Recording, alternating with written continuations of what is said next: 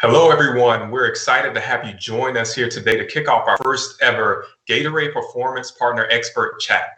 Over the next few weeks, we will be joined by experts across multiple disciplines to get your questions answered. With the cancellation and postponement of many conferences, we want to provide opportunities for you to still connect with other sports, health, and performance experts to learn tips to help your teams through these current challenges and beyond. Throughout this discussion, we'll be taking questions from you in the audience, so please drop your questions into the comments section and we'll add them to the queue. There will also be polls available throughout to provide your real-time thoughts. My name is Khalil Lee, and I'm a senior scientist at the Gatorade Sports Science Institute Satellite Lab in IMG Academy in Bradenton, Florida, where we conduct various research, education, and service initiatives to find solutions to support athlete performance. One of the focus areas of our research and education at IMG has been on sleep and its impact on athletes, which is the topic of our talk today. With that in mind, I am pleased to introduce our speaker for today, Dr. Amy Bender. Dr. Bender, it's so good to have you with us today. Thanks for having me. It's great to be here. Yes. Dr. Bender is an adjunct kinesiology professor at the University of Calgary, whose work is focused on the study of sleep for well-being and performance. Before we get into today's discussion, Dr. Bender, can you tell us a little bit more about your background and what got you interested in studying sleep? Well, I started in the sleep field about 14 years ago, where I actually went to my aunt's sleep laboratory. She was a sleep technologist at the time, and she hooked up a patient with 25 different wires on the scalp, on the eyes, on the chin, and those signals translated into how to score the different stages of sleep, how to score the different events during sleep. And that just really got me hooked into the sleep field. I started working as a sleep technologist at Washington State University at their sleep lab, and then ended up getting my master's and PhD in experimental psychology with a focus on how sleep deprivation impacts cognitive performance and the impact on sleep EEG. And then I really wanted to combine my interest of sport with sleep because I was an athlete all my life. I played 3 sports in high school. We won a state championship in volleyball. I played college basketball. I did an Ironman in 2009. And throughout all of that, there was not an emphasis on sleep whatsoever. I remember one of my coaches saying, make sure you get a good night's sleep, but there wasn't any meat to that discussion. So for my postdoc, I really wanted to combine my sleep expertise with my passion for sport. And I ended up working with Canadian national team athletes, helped develop an athlete sleep screening questionnaire. And currently, I'm the senior research scientist at Calgary Counseling Center, trying to apply sleep interventions for better mental health, while at the same time still working with athletes as well. Oh, that's excellent. Yeah, it's interesting your story when you shared that there was never really any meat that was shared about, how to get good sleep. You kind of just told that, but it's just interesting because sleep research, I think, is so interesting. And, for an activity that we spend a third of life doing, it's almost as if it can feel a little elusive at times, and particularly in the athletic population. And I think we would all agree that sleep is important for anyone's performance, whether you're an athlete or a practitioner. But to kick things off, let's talk about what makes up a good sleep hygiene. So can you tell us just how much sleep should athletes be getting a night? Is there a difference between youth athletes and adults? And what are some of the components that are conducive to getting a good night of sleep? Yes, so the 3 main components for good sleep are quantity, quality, and timing. So quantity, you want to make sure that you're hitting that minimum requirement for an adult of 7 to 9 hours. For an adolescent, it would be between 8 and 10. And for an athlete, we think that athletes need even more sleep because of the physical and mental demands of the sport. But, I could tell someone to be in bed for 10 hours, but if they're not getting good quality sleep, that is also another important component. So making sure that you're, limiting your electronic device use, limiting your caffeine and alcohol can all contribute to better quality sleep. And then timing of sleep is important as well. So making sure, hopefully, that you're consistent with your sleep and wake times, and that you are sleeping in line with your chronotype if you can. So whether or not you're a night owl or an early bird, you want to try and sleep in line with your natural rhythms. Gotcha. No, that's really good, especially with the chronotype, because I think it's important for people to understand, like, whether they are kind of that night person or that early morning person. Just a reminder to our viewers that are watching right now, throughout our entire discussion, you can submit any questions and engage with others through the comment section. But next question I want to get to, Dr. Bender, is, kind of on the other side of the spectrum. What are some of the effects, can you tell us, of poor sleep hygiene that you've seen in the research? So what does poor sleep do to an individual and to an athlete? Mm-hmm. Well, I'm really actually kind of curious how people are sleeping right now with the coronavirus. So if people could maybe put in the chat box how they're currently sleeping, because I think people could be sleeping worse because of all of this stress, but there also could be a cohort who are actually sleeping better because they're not having to commute into work.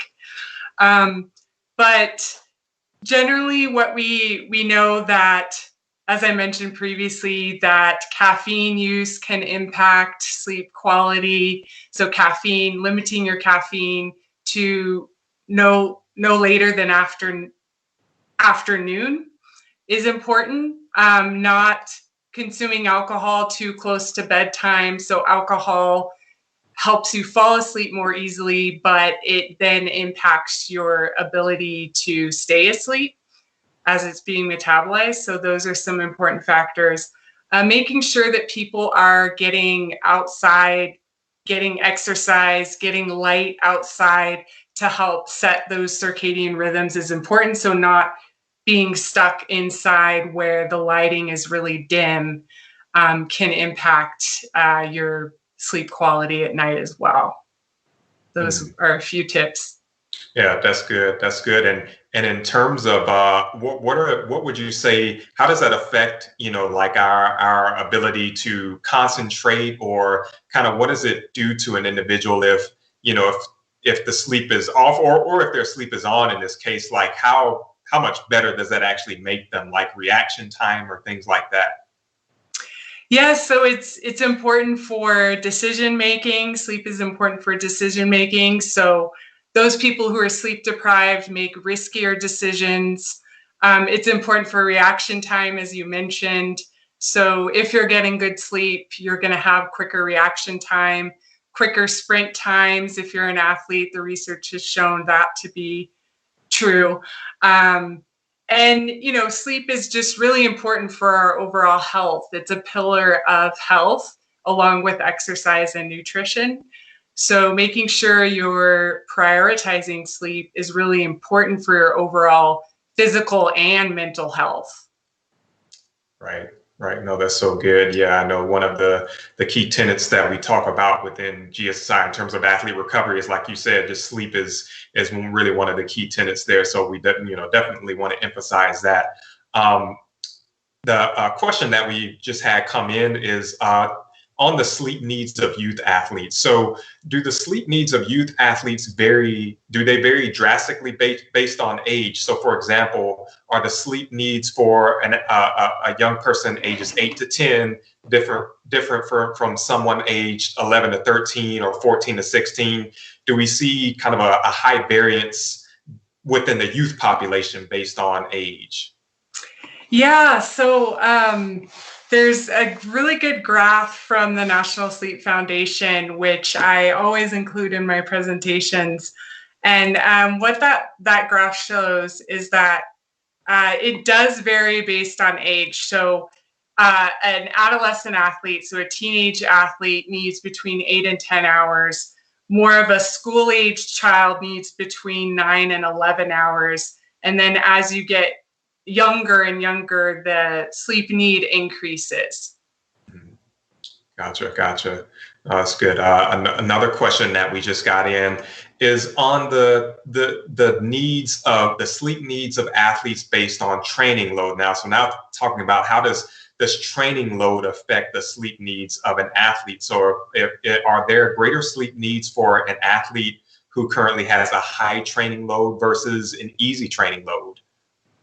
That's a really great question. And I don't think that we know the exact answer to that. But in general, we think that the higher the training load, the greater the sleep need, because of the ability for the body to recover from the physical demands. So when we're sleeping, when we exercise more, we have more growth hormone that's released during our sleep to help repair those muscles and those tissues. So in general, yes, we think that as training load increases, sleep need also needs to increase. Really good. And want to point out that last question was from Deanna. So thanks for that question submission. Next question that we have from Sean is, Dr. Bender, have you seen any research on lack of sleep with suppression of appetite, or has most of it resulted in overeating? So does lack of sleep cause us to not eat as much, or does it cause us to eat more?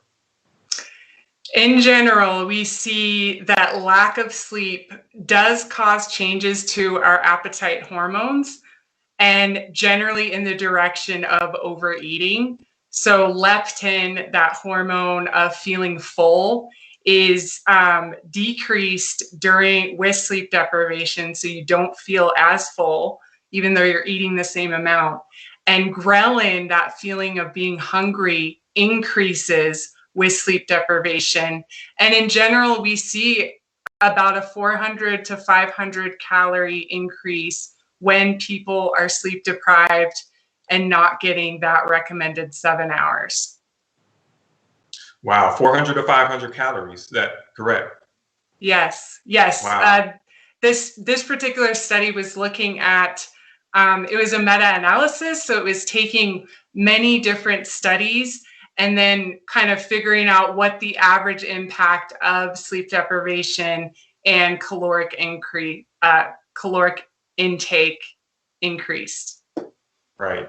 Yeah, that's really interesting, because I know, especially for the RDs out there who are, might be concerned or very serious about athletes getting their recommended daily energy needs. Obviously, that cause quite an issue if that sleep deprivation is causing an increase in caloric intake. So yeah, that's very interesting.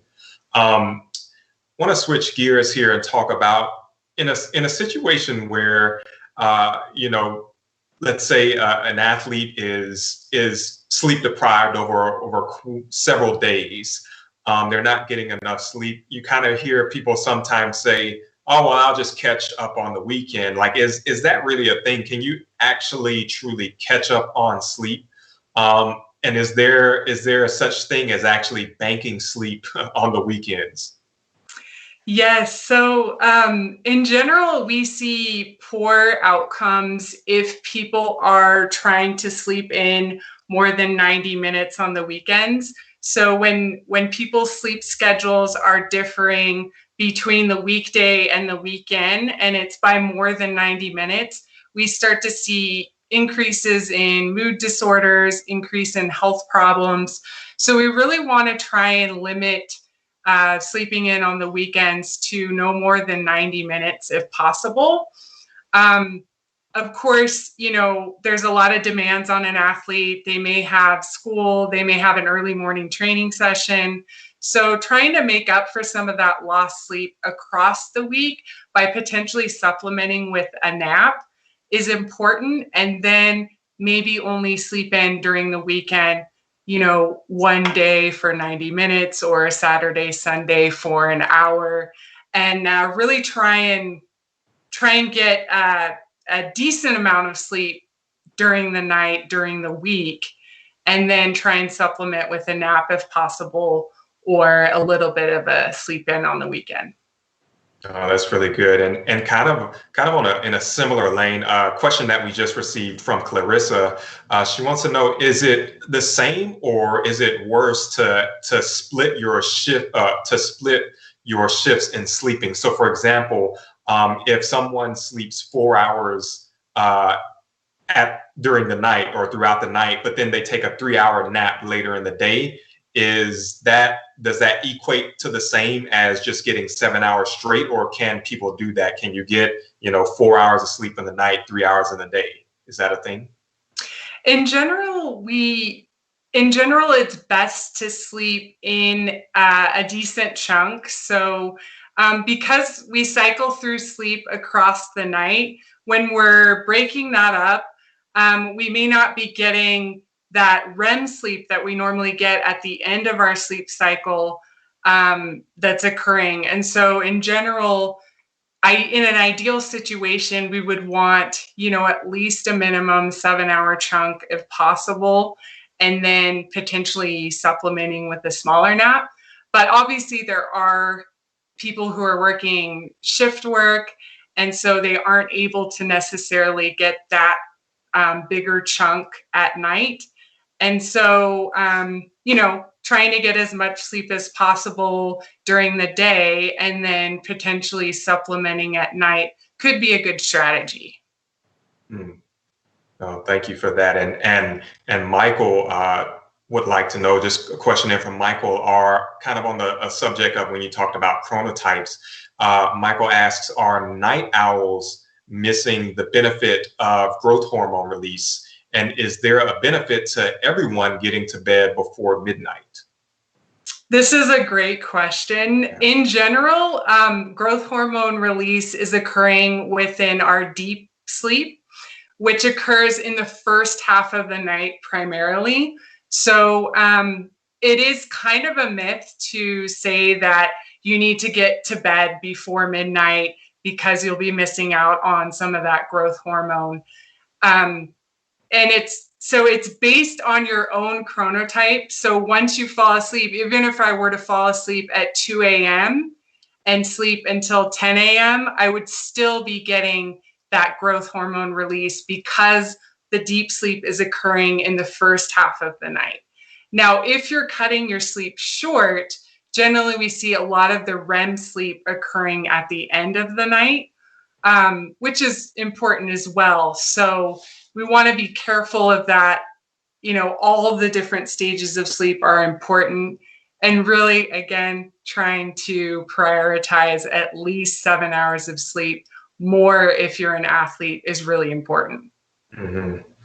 Oh, that's good. So pretty much that myth or the myth of needing to get to bed before midnight is, you just kind of debunked that for us, correct? Yeah. But as long as the quantity and the quality and the consistency, the timing are there, I mean, that's what's key, correct? Yes. So, I mentioned the timing previously. And so if you are more of that night owl, if you have the flexibility to go to bed a little bit later and sleep in later, that's going to be optimal for you because your melatonin, that sleepiness hormone, is being released later. And a lot of times I'll see a myth out there where maybe, I don't want to pin this all on strength and conditioning coaches, but a lot of them, they'll have an early morning strength session and they think the athletes are lazy because they can't get to bed on time enough and get enough sleep to make it for this 6 a.m. training session. And it's not about laziness, it's about your biology. And we do see in adolescence a peak in night owlness. So adolescents are more likely to be night owls where their melatonin is being released later. And so it has to do with biology. They just can't get to bed early enough in order to get enough sleep in that early morning training session. Oh, great. Yeah. And I think that's even good. Very good insight for the practitioners and coaches to understand that, even if their athletes are, adolescent athletes are tending to stay up late, that seems to just kind of be a norm. A two-part question that we have from John. He would like to know first, how accurate are sleep trackers like the Garmin watch? And then second, what is a healthy breakdown of deep sleep, REM sleep, and light sleep each night? I get a lot of questions about this. So people will email me or message me saying my tracker, my sleep watch is telling me I'm not getting enough deep sleep. What should I do? And when I assess their sleep is perfectly fine. So what we do see in the research is that the trackers aren't quite there yet. The technology isn't quite there yet. And I know it's getting better, definitely. But, we have to kind of think about what is the tracker doing for us? So is the tracker helping us motivate us to get more sleep? Or is it causing us more worry and more anxiety? And so I think recommending a sleep tracker to an athlete really depends on their anxiety levels. And I've heard of situations where an athlete will look at their watch and see, oh no, I got a terrible night's sleep.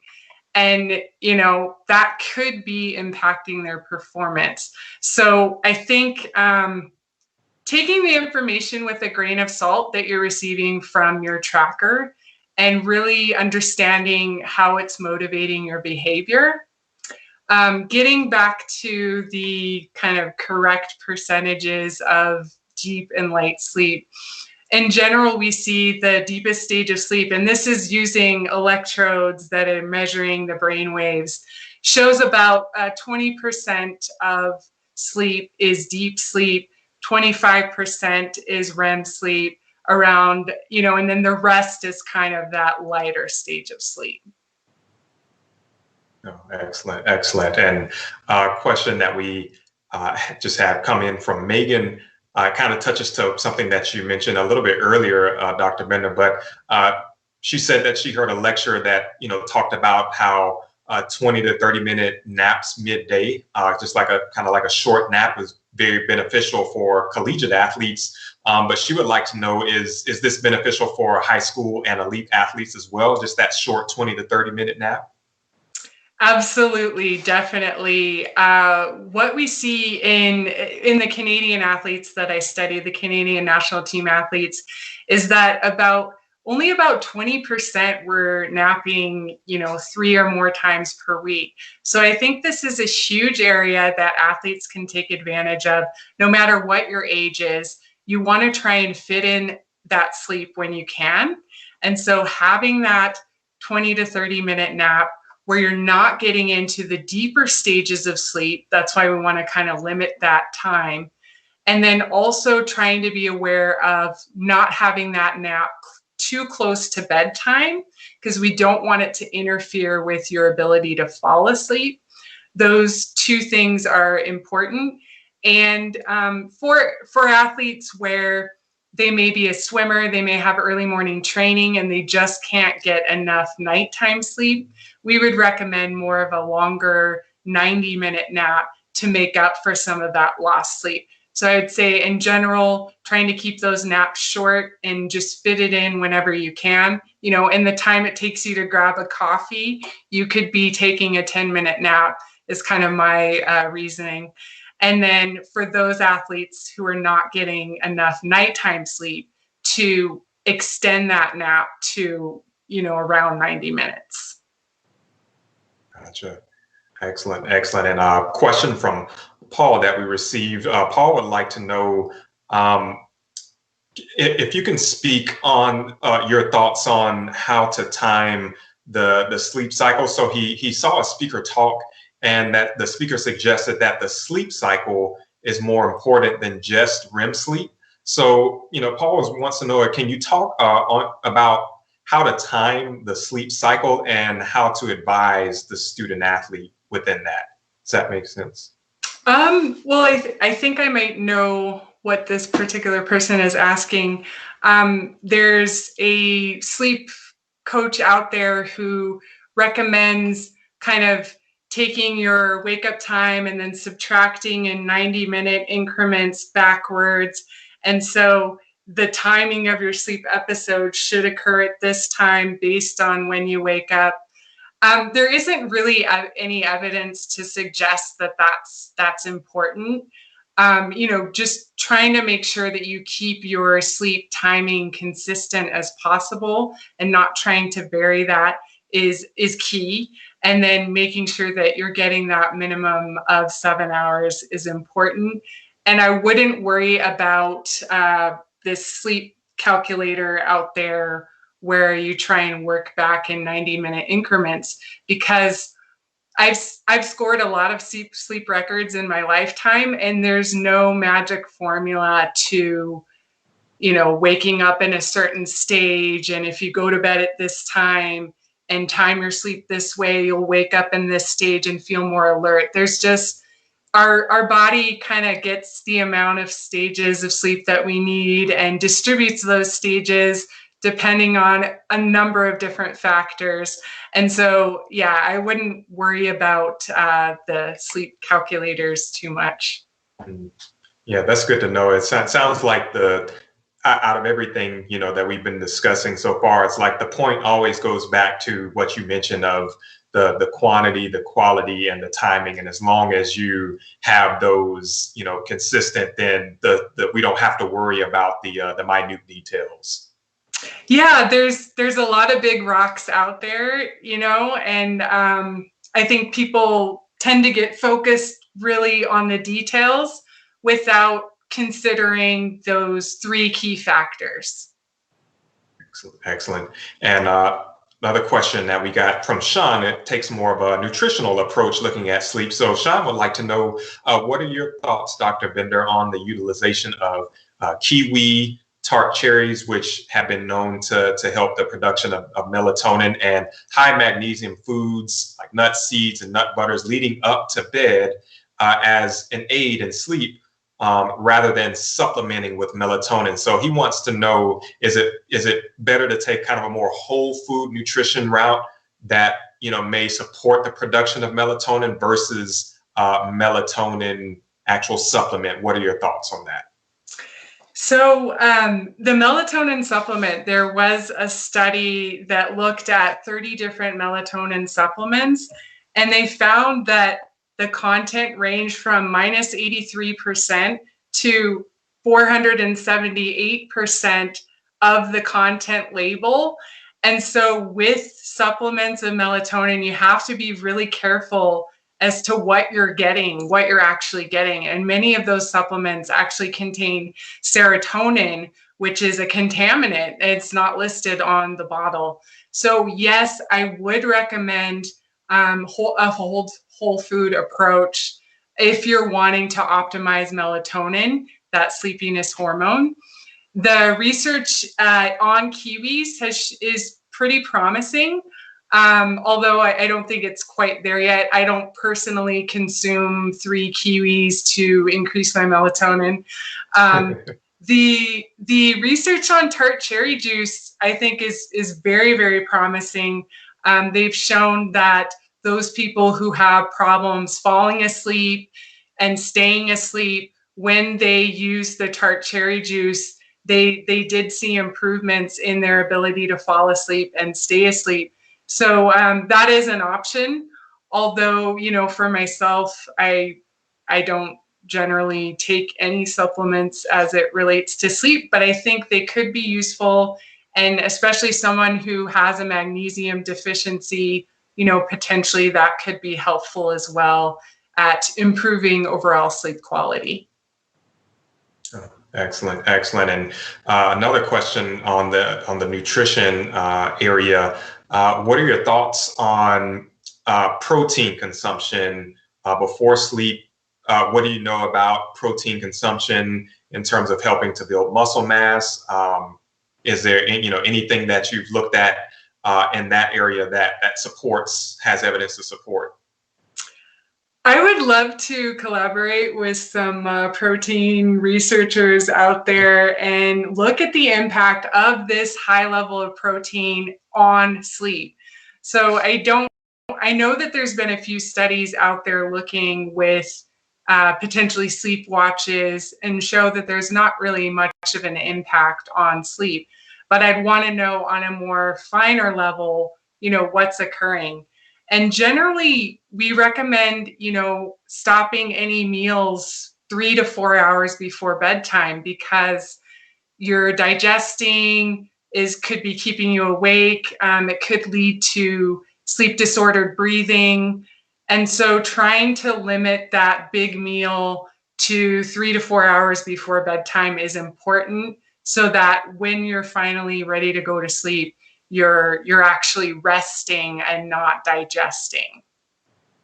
Right. No, that's a good point, because I know within GSSI, one of the things that we looked at is that on that same note, the effects of pre-bedtime protein consumption on muscle protein synthesis, and there's definitely a lot of support there in terms of consuming casein, as particularly protein before bed on muscle protein synthesis. It does have positive effects, but kind of as you were saying, it would be interesting to see how is that actually affecting sleep quality, and where is there any compromise there. So excellent. Definitely. Yeah. Question that we got in from Carmen. Can you comment any more on the time and dosing of naps? Are there any, strategies worth looking at there for athletes in terms of naps, or is it just kind of a thing to where, they should just kind of judge based on their schedule and things like that in terms of how long naps should be and when to get them? I think athletes should schedule in naps as a part of their training, and really try and aim for at least 5 times a week to get in a nap, even if it's just 10 minutes. So again, trying to keep the duration of that nap short, lower than 30 minutes is important. So that you're not getting into the deeper stages of sleep and waking up groggy. But if you do have a longer opportunity to try and take more of that 90-minute nap, I would say go for it. And you want to try and wake up naturally as well. So you could set an emergency alarm, but if you can wake up naturally, that's going to help with your alertness. And so, if you could try and wake up naturally, that would be a good thing. As far as techniques to help fall asleep, it's going to take some practice. So it's not something that you can just, go lay down on the pillow and expect to take a nap.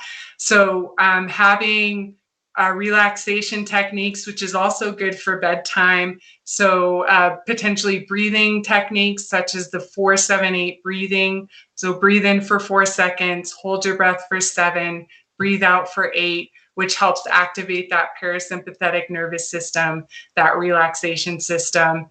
Potentially writing a to-do list. So this is also important and has been shown to help people fall asleep quicker at night.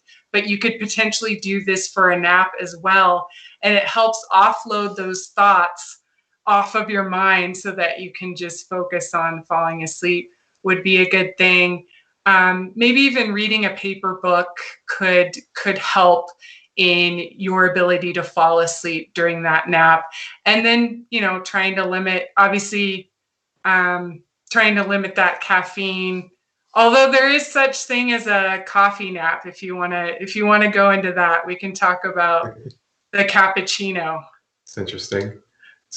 Yeah, I thought it was very good that technique of when you said writing before bed. I feel like, because stress can be obviously, I'm sure, something that makes falling asleep more difficult. And so I think just those techniques to help athletes and practitioners to fall asleep, I think those are really good.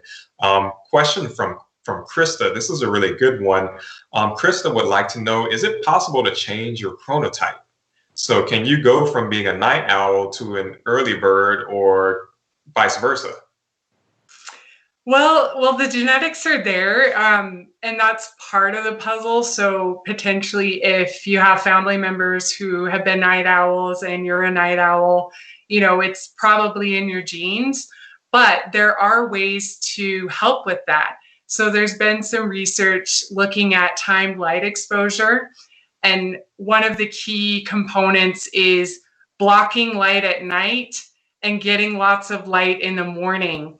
So trying to get outside, potentially even having a light box in the morning for those night owls who are trying to live more on a normal schedule is key. So getting lots of light in the morning and then blocking light at night. So potentially wearing blue blocking glasses, which block out the light that we're most sensitive to at night, could be a strategy.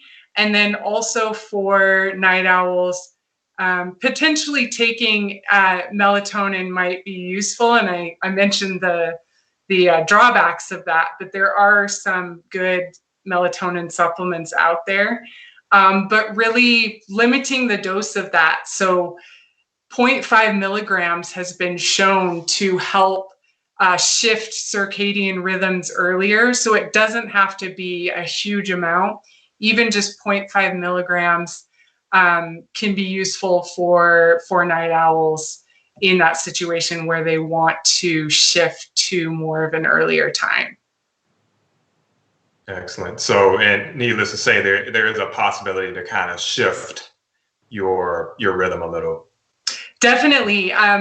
For myself, I lean more towards the night owl, and if I'm not disciplined in my light exposure, if I'm on my computer right before bedtime, it creates a vicious cycle. So you really just got to be disciplined in that light exposure and trying to get lots of light in the morning and then blocking that light at night.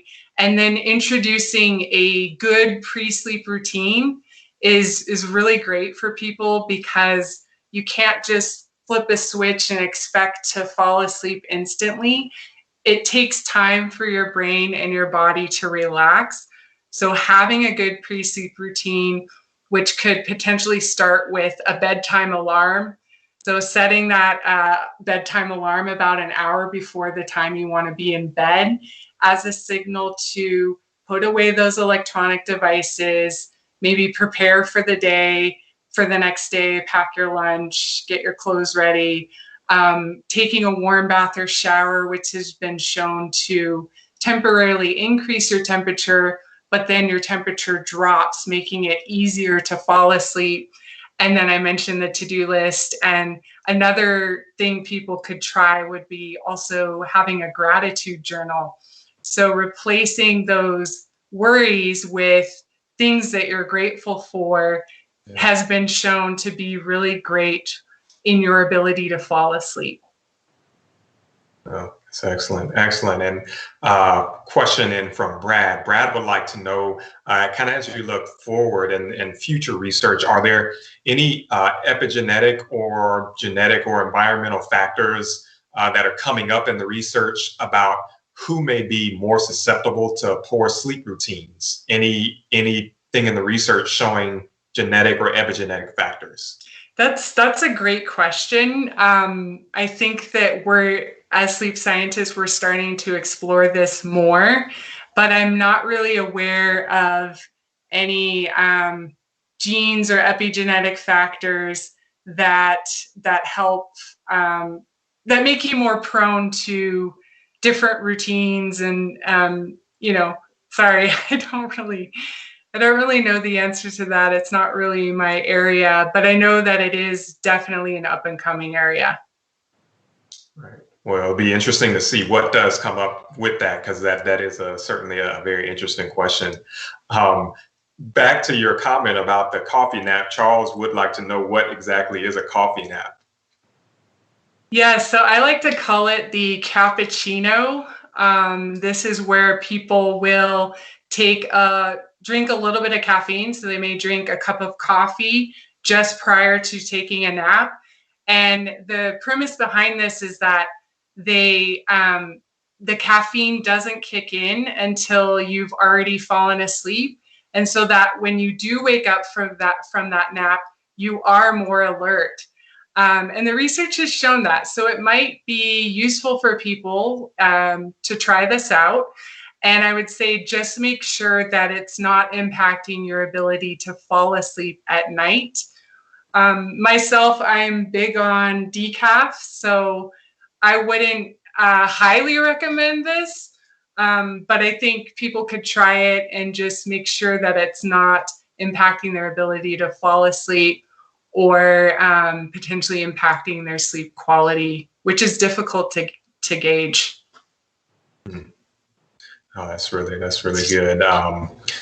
And in terms of sleep and travel, I know a lot of athletes, maybe traveling, practitioners as well, traveling across different time zones. Do you have any thoughts or strategies that can help athletes and practitioners, make sure that they're still getting good quality sleep even when they're on the road or switching time zones? Yes. So when we travel east, there's some strategies that we can utilize. So we want to start going to bed earlier 3 days prior to the trip and wake up earlier 3 days prior to the trip in the 3 days prior. Also, the light exposure is important in this case pre-trip. So we want to get lots of light in the morning if we're traveling east, and then blocking light at night. So 2 to 3 hours close to that bedtime, we want to limit our light exposure. So that's a strategy for people traveling east. And then generally when we're at the destination, we want to kind of try and sleep according to the time zone if we can. And, if you're really exhausted, potentially add in a short nap to kind of make up for that lack in alertness. So that would be the main strategies for traveling east, and also having a good pre-sleep routine. You're in a new environment, so having that consistency with the pre-sleep routine will be very helpful.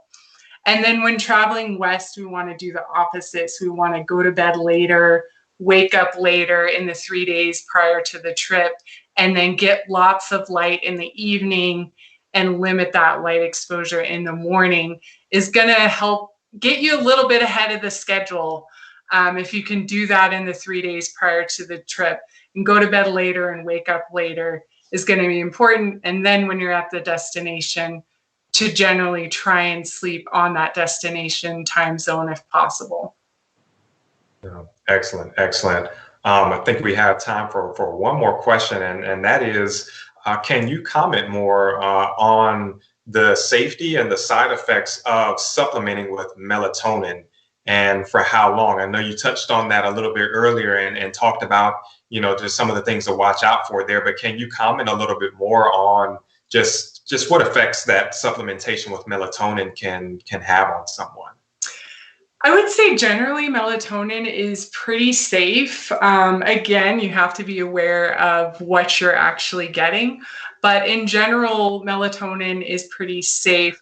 When we're looking at more sleep aids, so benzodiazepines, sleeping pills, that's where we get into the very harsh side effects where, people can drive without even realizing it, that they're even awake. But in general, I would say melatonin is pretty safe. But I would question why you're using it in the first place. So it's not very good as a hypnotic to help people fall asleep. It's more useful as a chronobiotic if you're a night owl to try and shift earlier. But yeah, I would say there are definitely more effective therapies out there for people struggling with insomnia, the ability to fall asleep, waking up during the middle of the night. And there are better therapies out there, such as cognitive behavioral therapy for insomnia is the gold standard treatment, which you can find practitioners online. You can find local sleep labs that have specialists in this area, and just really kind of try and realize why you're taking it in the first place. Excellent, excellent. Dr. Bender, this has just been a really excellent talk. Before we wrap up, would like to give you the opportunity to share any final thoughts or any key takeaways that you would like the audience to have, or were there any points that you didn't cover that you maybe would like to cover now? Any final thoughts? Yeah, no, thank you so much for having me. This has been great. I think for people to keep in mind, again, those 3 key factors for optimal sleep: making sure that you're getting a good duration of sleep, that quantity of sleep, aiming for a minimum of 7 hours, potentially more if you're an athlete or you have a higher training load, and then making sure your quality is good as well. So trying to limit your caffeine intake, trying to limit that alcohol use, put away those electronic devices if you can. You should be able to. And then having a good pre-sleep routine is going to help lead to better sleep quality. And then as far as timing goes, keeping a consistent schedule and trying to sleep more in line with your chronotype is important. I know that's a lot of information, but also, people keeping in mind, we know that sleep is important, but how can we actually influence behavior change is kind of the key. So what motivates you to get more sleep? Is it because you'll be performing better? Is it because you'll be a kinder person or more patient? Really trying to figure out why you want to get better sleep and how that can influence your own behavior change is key. Yep. It's all about creating the right environment for sustained habits, like you said. Well, this has been, again, just a great talk, and that's pretty much going to be a wrap. For those of you all who are listening who are interested in learning more about the science of sleep, you can check out Dr. Bender's webinar on gssiweb.org, which is available for continuing education credit. Dr. Bender, just want to thank you so much again for joining us today and just for an excellent talk all around. Thank you. Thanks, Khalil, for having me. Excellent, excellent. And before we wrap things up, we'd like to encourage everyone to join Gatorade Performance Partner, which is the first multidisciplinary community for sports performance professionals. With this program, you'll get access to exclusive benefits like complimentary CEUs, science-backed resources, and opportunities to discover all the latest that Gatorade has to offer. And be sure to follow Gatorade Performance Partner on Facebook, Twitter, and LinkedIn so you don't miss out on any exciting new updates. We hope you enjoyed the first Gatorade Performance Partner Expert Chat session and look forward to seeing you back here next Tuesday at the same time, 5 p.m. Central, 6 p.m. Eastern. We'll bring together a group of cross-discipline professionals to discuss how they're adapting to this remote environment and staying connected with their teams. Until next time.